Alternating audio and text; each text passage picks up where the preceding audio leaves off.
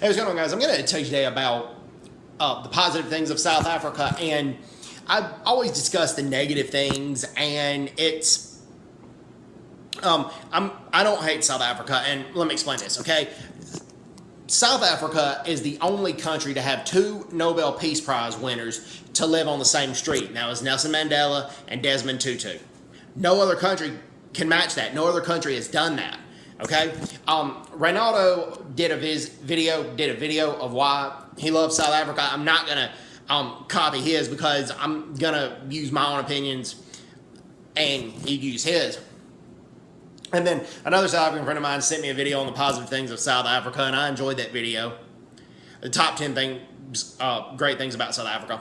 This video that she sent me. But what I was gonna get to on the second thing is South Africa has 11 official languages, okay? Now, South Africa, I personally don't think embraces diversity like America does, but at the same time, to have 11 official languages and to give 4 distinct races, but particularly like within the black population, there's so many different clans and so many different official languages. But even in the white population, you have the Afrikaners, and then you have the British South Africans, or the English-speaking South Africans. Then the coloreds, you have ones in the Cape Province, like the Cape coloreds are different than coloreds throughout the rest of South Africa.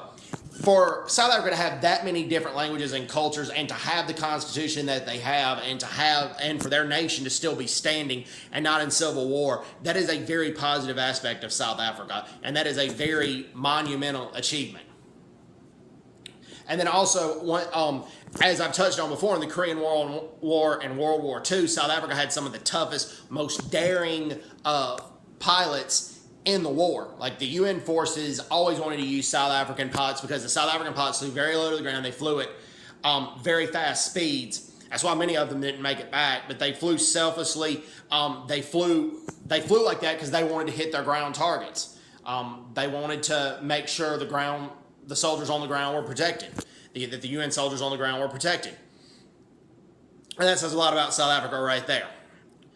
And then also, some stuff I've seen on YouTube videos with Kruger National Park. Kruger National Park seems like there's nothing like it in the world. And then, like, the provinces, the wildlife in the provinces are so different that you can, when you visit another province, it's almost like visiting another country. Like, South Africa has a very diverse wildlife that is just unreal, and it's amazing. The only other country that I can think of that's got wildlife that diverse is Australia.